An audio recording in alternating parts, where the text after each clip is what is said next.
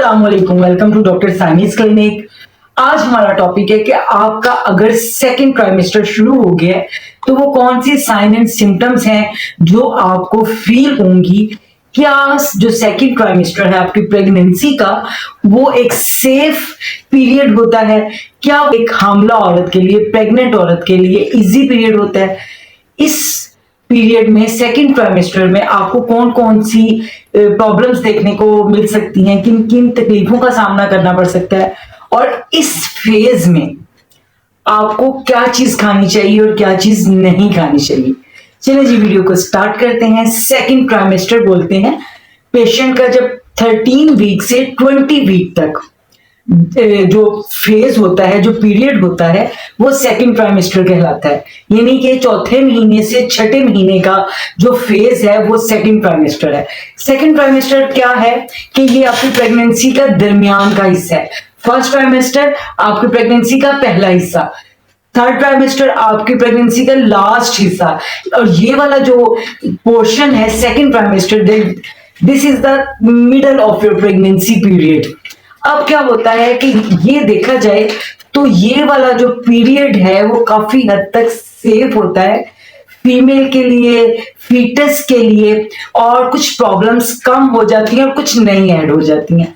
होता क्या है कि आपको अब जाहिर है सेकंड ट्राइमेस्टर स्टार्ट हो गया, आपका 4th मंथ स्टार्ट हो गया, आपके जो हार्मोन में चेंज आना था उसको आए हुए 4 मंथ हो गए, तो आपकी बॉडी उसका थोड़ा सा हैप्चुअल हो गई है, और उसकी वजह से ये जो आपको बहुत ज्यादा फर्स्ट ट्राइमेस्टर में नोजिया था और वो वॉमिटिंग थी और कुछ खाया नहीं जा रहा था, नींद बहुत ज्यादा थी, सुस्ती बहुत ज्यादा थी, अब आपका सेकंड ट्राइमेस्टर स्टार्ट हो गया है तो वो नींद भी कम हो रही होगी, आपसे अब कुछ ना कुछ खाया जा रहा होगा, और अब आप बॉडी में थोड़ी एनर्जी फील कर रहे होगे, तो आपको लग रहा होगा कि कुछ अच्छा हो गया कि अब मुझसे बहुत कुछ खाया जाएगा, तो अब मैं काफी कुछ खाऊंगी ताकि मेरा जो फीटस है वो हेल्दी हो जाए। लेकिन ये जो सिम्टम है ये सब पेशेंट्स के साथ नहीं होती।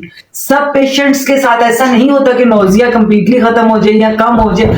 कुछ पेशेंट्स के साथ हाफ हो जाता है, लेकिन कुछ पेशेंट्स के साथ ये चलता रहता है। ट्राइमेस्टर स्टार्ट हो चुका है तो आपका जो एब्डोमेन है, पेट है, वो आहिस्ता आहिस्ता भरने लग गया है। उसके भरने की वजह से क्या होता है कि आपके डायफ्राम के ऊपर बोझ आने लगता है फीटस का, आपकी यूट्रस बढ़ रही है, आपका पेट बढ़ रहा है, आपको गैस्ट्रिक इश्यूज हो रहे हैं, आपको स्टमक इशू हो रहे हैं, पेशेंट को सांस चढ़ने लग जाता है। पेशेंट जब बहुत ज्यादा चलती फिरती है, काम करती है, तो उसका सांस जो है वो उसको चढ़ने लग जाता है और वीकनेस फील होती है। तो ये एक नॉर्मल बात है, जाहिर है फीटस यूट्रस का साइज बढ़ रहा है, पेट बढ़ रहा है। लेकिन अगर ऐसा होता है कि प्रॉब्लम बहुत ज्यादा हो रही है, वीकनेस बहुत ज्यादा हो रही है, तो आपको अपने डॉक्टर को विजिट करना चाहिए। बात क्या हो रहा है कि आपके जो एब्डोमेन है इसमें आपको अक्सर पेन रहेगी।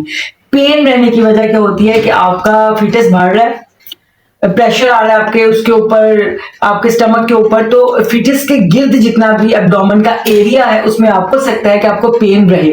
तो कोशिश ये करें कि आप कोई पेन किलर नहीं लें, आराम करें, और ज्यादा दर्द की सूरत में अपने डॉक्टर गायनाकोलॉजिस्ट के पास जाएं। वो आपको pregnancy safe pain killer advice करेगी, तो वो आपने प्रेगनेंसी सेफ पेन किलर्स को ही यूज करना है। के बाद आपका सेकंड ट्राइमेस्टर स्टार्ट है तो end of the second trimester आपके पेट में कुछ वाइब्रेशंस आपको फील होगी। आपको लगेगा कुछ ऐसे एकदम ऐसा कुछ फड़फड़ा रहा है, कबूतर की तरह, परिंदे की तरह पेट के अंदर वाइब्रेशंस फील होगी। तो वो जो वाइब्रेशंस होती है उसके लिए आपने बिल्कुल परेशान नहीं होना, वो आपके बेबी की मूवमेंट्स हैं, और बाज दफा वो वाइब्रेशन काफी देर तक ऐसे थक थक थक थक होती रहती है, तो वो आपका बेबी हिचकी ले रहा है।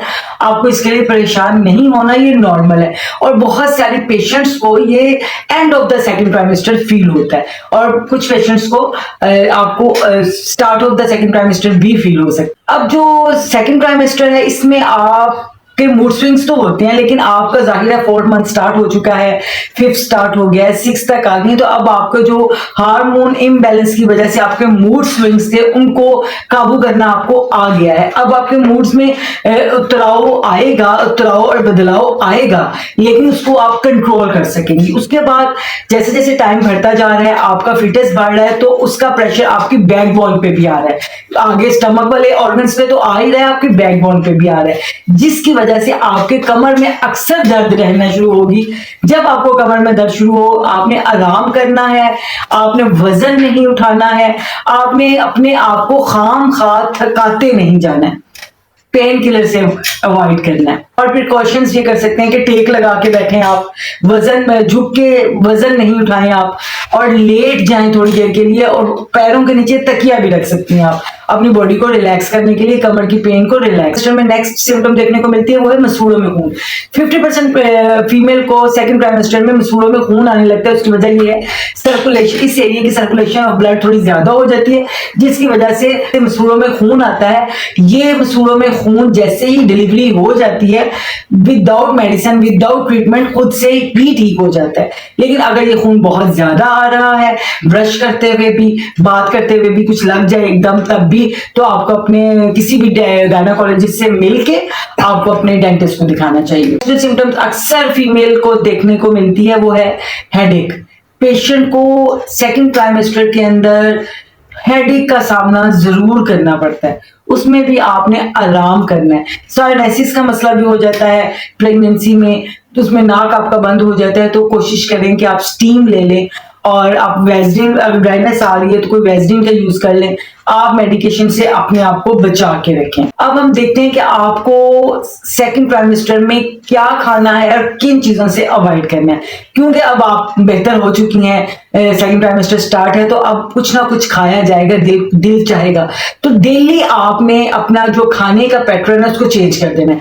कलरफुल से फल सजाएं प्लेट्स में, वो आपके दिमाग पे बहुत अच्छा इंपैक्ट डालेंगे, आपकी बेबी की ग्रोथ में बहुत अच्छा इंपैक्ट डालेंगे। अच्छे से फ्रूट्स को, कलरफुल फ्रूट, एक नहीं, ये नहीं कि अगर आपने आजकल तरबूज इन है, या एक ही फल को डेली डेली नहीं खाएं, चेंज करके खाएं। सैलेड का बाउल बना के खाएं, चेंज करके खाएं। फिश ले सकते हैं, आप जितनी भी मिल्क प्रोडक्ट है वो सब ले सकते हैं। आप फिश भी ले सकते हैं, आप मीट भी ले सकते हैं, आप वेजिटेबल्स भी ले सकते हैं, आप बीन्स भी ले सकते हैं। अब आपको खाना क्या नहीं है, एक खास किस्म की मछली है उसको आपने अवॉइड करना है, आपने चाय कॉफी खुद से अवॉइड करना है, आपने सॉफ्ट ड्रिंक कोका कोला इन चीजों से अवॉइड करना है, आपने बर्गर शवारमे जंक फूड से अवॉइड करना है, एक्स्ट्रा मेडिसिन से अवॉइड करना है। ये जो सिम्टम्स है ना, ये एक कुदरती अमल है।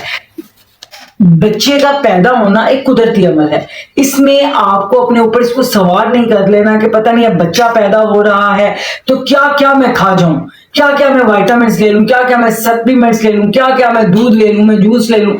इतना कुछ नहीं खाएं, वो आपकी डाइजेशन में प्रॉब्लम करेगा। अक्सर पेशेंट्स को सेकंड ट्राइमेस्टर में कॉन्स्टिपेशन का मसला हो जाता है। उसकी वजह यह है कि वो एक्सरसाइज, वॉक और अपनी डाइट के अंदर फाइबर से भरपूर डाइट नहीं लेती हैं। अगर वो प्रोटीन, रिच प्रोटीन फूड ले रही है, लेकिन ख्याल रखें कि उसके साथ उसके अंदर फाइबर भी होना चाहिए, जिसकी वजह से जो है उनको कॉन्स्टिपेशन नहीं होगी। कॉन्स्टिपेशन होगी तो बहुत डिस्कम्फर्ट होगा और बेबी की ग्रोथ पे भी उसका इफेक्ट जरूर होगा। जितने भी ये स्नैक्स हैं, जितनी भी चिप्स हैं, जितनी भी पैक चीजें हैं, उनसे आपने अवॉइड करना है। बहुत खुश रहना है अपने सेकंड ट्राइमेस्टर में। मैं उम्मीद करती हूँ कि आपका ये भी ट्राइमेस्टर बहुत अच्छा गुजर जाएगा। तो इंशाल्लाह मिलते हैं नेक्स्ट थर्ड ट्राइमेस्टर की प्रॉब्लम्स के साथ और उनके सॉल्यूशन के साथ। तब तक के लिए अल्लाह हाफिज़। पाकिस्तान जिंदाबाद।